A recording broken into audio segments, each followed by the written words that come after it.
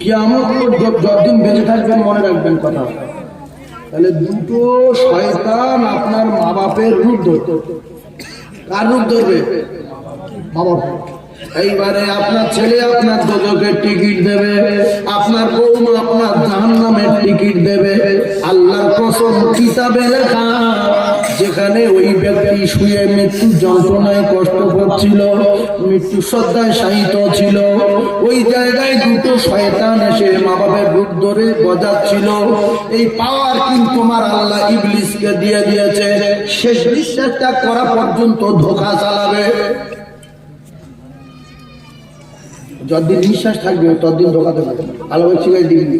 আর সেই নিঃশ্বাস আগ পর্যন্ত যদি একবার আমার কথা মনে করে, আমিও ক্ষমা করে দেবো। সুবহানাল্লাহ।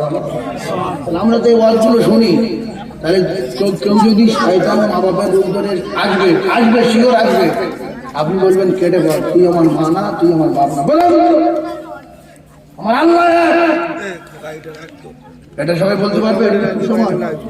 এইবার শোনেন, ওই আপনার শখের ছেলে, শখের বৌমা, মুখ্য নারী, মুখ্য সন্তান, মুখ্য, এই জন্য এই মুখ্যুর জন্য মা বাপ দোজখে যাবে।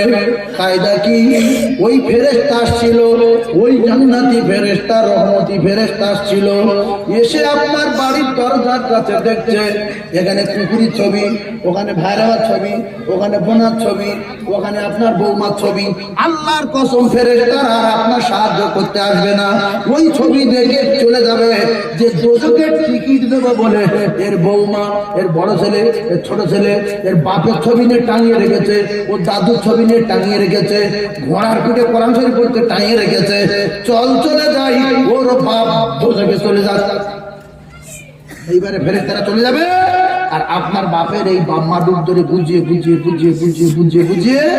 দোজখের টিকিট ধরিয়ে দেবে। সেই জন্য ফেরেশতাদের সাহায্য যদি কারোর দরকার হয়, রহমতের ফেরেশতাদের সাহায্য যদি দরকার হয়, যেখানে আপনি শুয়ে মৃত্যু সজ্জায় শায়িত হবেন, যে ঘরে, যে বারান্দায় দুটো পায়ে ধরে বলছি মিডিয়া কিয়ামত পর্যন্ত চলবে, সেই ছবিওয়ালা বাড়িতে কুকুরের ছবি, বাঘের ছবি, শুকরের ছবি, জানোয়ারের ছবি, মানুষের ছবি, বোনার ছবি, দাদুর ছবি, দাদির ছবি সাক্ষরে মেরে রেখিস। কেন গো? না, ফেরেশতা আসে সবসময়, ঝগড়া হয় না, যিনি তালাক দেবো বলছে তালাক হচ্ছে না, সেই জন্য এটা মেরে রেখেছি দরজার সামনে, যাতে করে ফেরেশতা না ঢুকতে পারে। বাড়িতে যেন সব সময় অশান্তি হয়, কিছু হয়, আলাদা হয়ে যাবে বলছি, আলাদা হতে পারছি না, আর এই জন্য করে এখানে মেরে রেখেছি। এই জন্য যে ঘরে ছবি থাকবে সেই ঘরে আল্লাহ রহমত ফেরেশতা যাবে না। কি করে?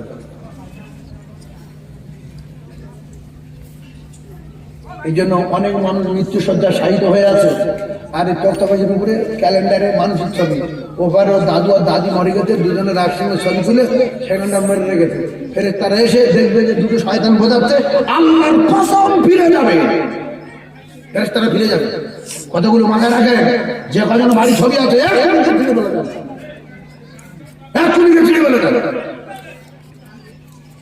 তাহলে বুঝবে। যদি বলেন আমার মরার বাকি আছে, যখন মরবো তখন বলবো না, হঠাৎ করে দাবাইকে শুয়ে পড়ে মাথা ঘুরবে, আর ওদিকে দুটো শয়তান এসে যাবে, আর ফেরেশতারা আসবে সাহায্য করতে, এসে দেখবে ছবি, বললো চলে যায়, এসে করে নেই। সেই জন্য বাড়িতে ছবি বলে রাখবো না। কি দরকার? ভাইরা আমার, নদীরা, আমি আপনাদেরকে জানিয়ে দেই, এই কোরআন শরীফের মাহফিল এসেছেন, রাসূলুল্লাহর বাড়িতে মাহফিল এসেছেন। এইবার আমি এই দিকে যাব, ওই দিকে একটু হালকা আলোচনা করে দিলাম, আরেকটা ছোট্ট আলোচনা করে দেই। এই যে আপনাদের এত কষ্ট হচ্ছে কাগজ নিয়ে, এত কষ্ট হচ্ছে আধার কার্ড নিয়ে, এত কষ্ট হচ্ছে আপনাদের ছোটাছুটি করতে, ও কলিজার টুকরারা, আমি গুনাহগার সাইফুল্লাহ জানিয়ে দিয়ে যাই, সব কষ্ট আল্লাহ দূর করে দেবেন। সব ক্ষমতার মালিক আমার আল্লাহ, সবকিছু ছাড়া সবকিছু যিনি পারেন তিনি হলেন আমার আল্লাহ। আল্লাহ পাকের ওয়াদা, বান্দা যদি আমার হয়ে যায়, আমি আল্লাহ পাক বান্দার হয়ে যাব। বান্দা যদি এক বিপদ আসে, আমি আল্লাহ এক হাত যাব। বান্দা যদি হেঁটে আসে, আমি আল্লাহ ছুটে যাব। তাহলে আজ থেকে যোগাযোগ শুনছি, শেষ কথা, 5 ওয়াক্ত নামাজ সবাই পড়বো ইনশাআল্লাহ, সবাই পড়বো। আল্লাহর কাছে ভিডিও ক্যামেরা আছে না নাই? আল্লাহ সিসি পৃথিবী গলিতে গলিতে বসানো আছে না নাই? সিঁড়ির তলায়, দুতলায়, গাছের গোড়ায়, পাহাড়ের তলায়, নৌকায়, বোটে, 4 তলায়, 5 তলায়, সব জায়গায় আল্লাহ সিসি ক্যামেরা লাগানো আছে। স্বীকার করবে না, দেখাবে। সেই জন্য আমরা একটু হাত তুলবো, যার কোনোদিন নামাজ ছাড়বো না। সবাই হাত তোলেন, না রে তাকবীর। হাত তোলেন, যে না তুলবে সিসি ধরা পড়বে। কে কারো কিছু করতে পারে? হাত তোলেন, না রে তাকবীর। তাহলে আমরা সব জানি তো। ছোট্ট একটা কথা বলি, দাউদ আলাইহিস সালামের জামানায় দাউদ আলাইহিস সালাম কিতাব পড়ছে। কে কিতাব পড়ছে? দাউদ নবীর কিতাবের নাম কি? ওয়াতাইনা দাউদ জাবুরা।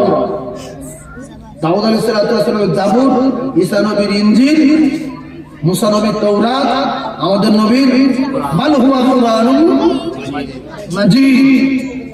এই দাউদ আলাইহিস সালামের গলায় আল্লাহ এত সুর দিয়েছিলেন, দাউদ আলাইহিস সালাম কিতাব পড়লে পাখি আসতো, মাছ আসতো, অনেক লম্বা ঘটনা। কিন্তু মানুষ তো আসতো।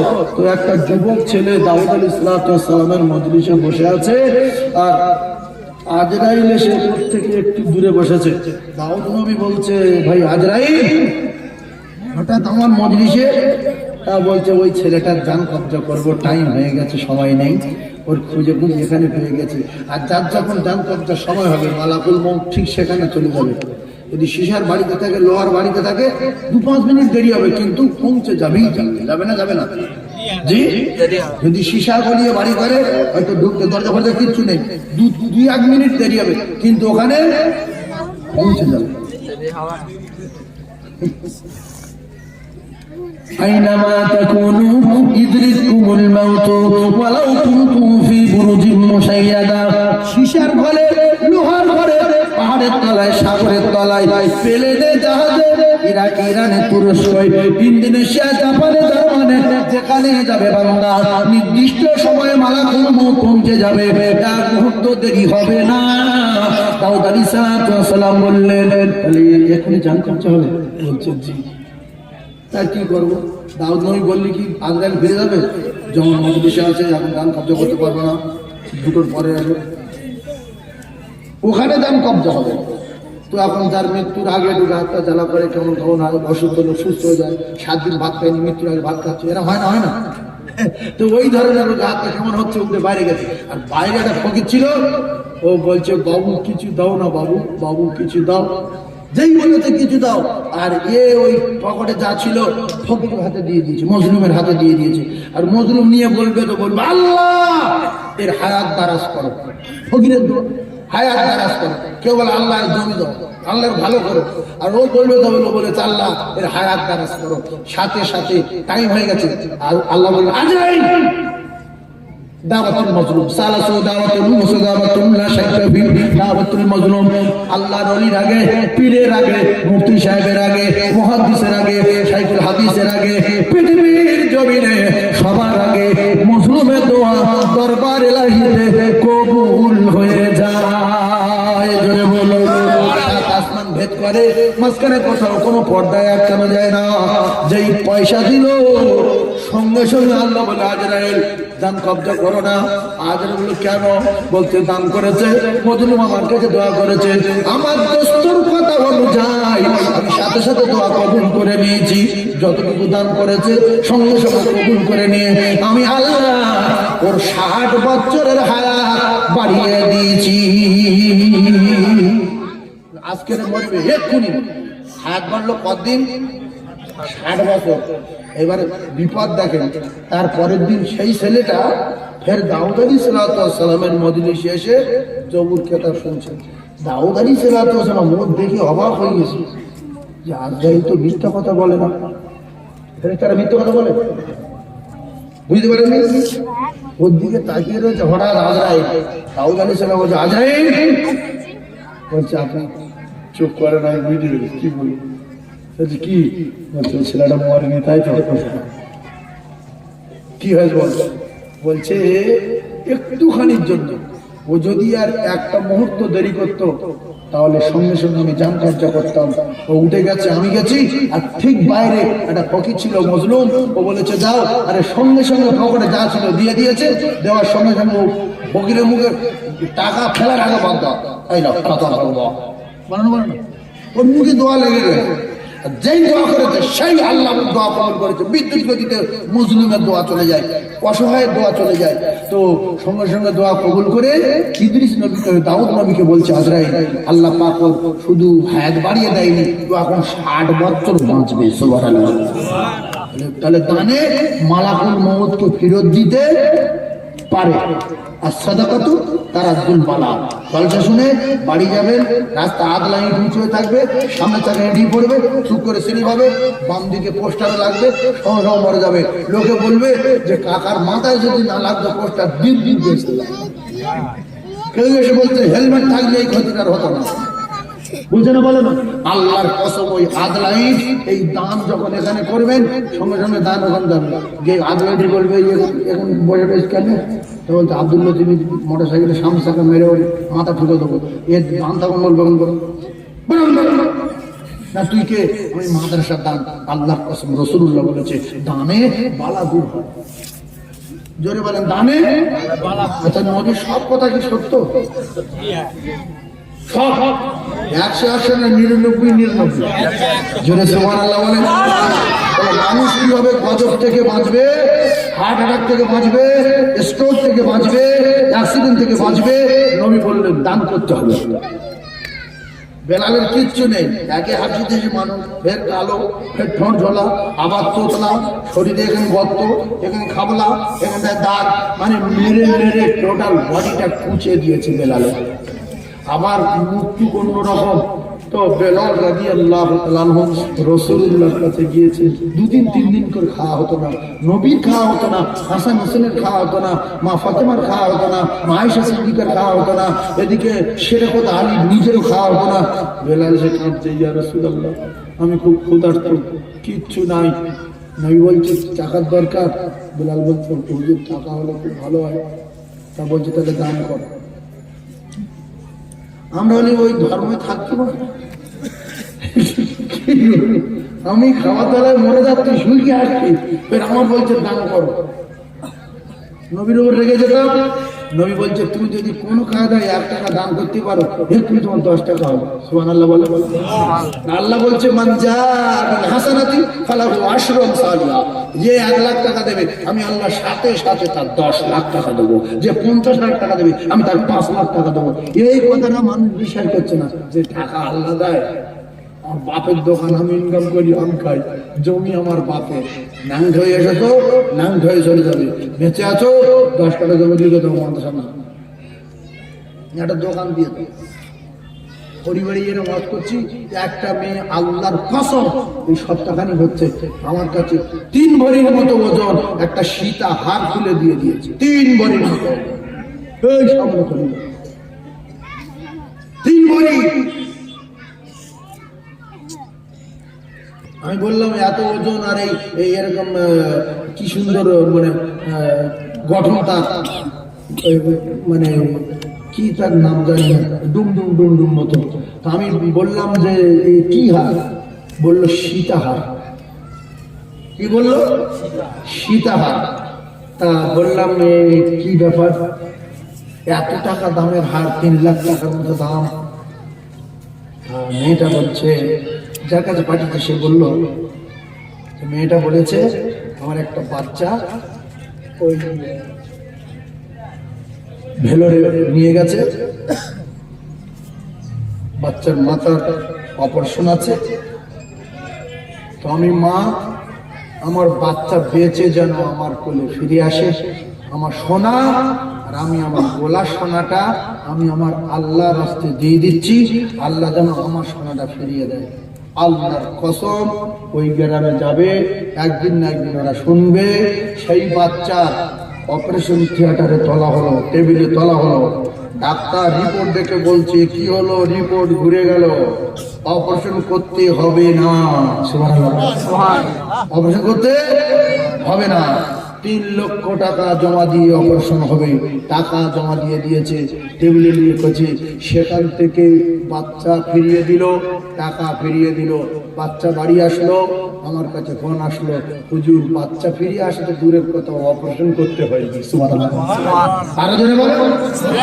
এই কথাগুলো যদি সত্য না হয়, একদিন না একদিন ওদের হাত পড়বে তো। অরিজিনাল জায়গার নাম বলে তুই অরিজিনাল।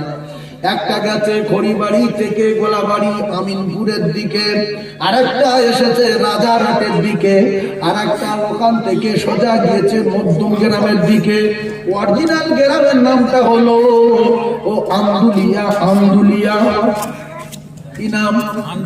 আমদুলিয়া। ও কলেজের টুকরা ভাইরা,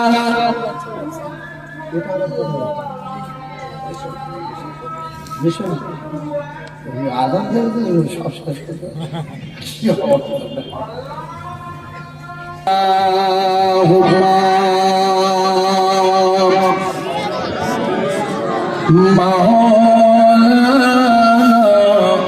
মুহাম্মদ আলা আলিহি সাইয়্যিদিনা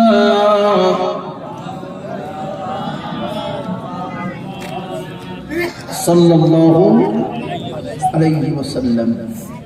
ভাই আর একটা কথা বলি, ওই যে নাউল কথা নাম শুনেছেন? ইউটিউবে চালু করে নাউল কথা নাম শুনেছেন? দাদারা নাম লাউহাটির পাশে কালেকশন করছি। প্রথম বললাম 5 লাখ টাকা কে দেবে, গ্রামের নাউল। একজন বলছে আমি 5 লাখ, আল্লাহর কসম ওরা শুনবে একদিন 5 লাখ। আর কেউ আছে? আমি 5 লাখ। আমি যে স্টেজে বসছিলাম মুহূর্তের মধ্যে দিয়ে দেবে। হলো 2.5 লাখ। কতজন আমি আর বলতে পারবো না। এরপরে ভটপুকুর থেকে একটু আগিয়ে গিয়ে খন্নের পোল, গ্রামের নাম খন্নের পোল। ওয়াজ করছি মাদ্রাসায়। বললাম ছেলের জন্য জমি হবে না, মেয়ের জন্য জমি পরিচয় দেবে না, মা বাপ পরিচয় দেবে। আল্লাহর কসম, এক হাজি সাহেব মাওলানা সাহেব বললো এই মাদ্রাসার গায়ে রোডের কোলে 10 লাখ 12 লাখ টাকা কাটায়, 6 কাঠা জমি মাদ্রাসা নামে দিয়ে দিয়েছে। মানুষ আছে বলে আমরা বেঁচে আছি।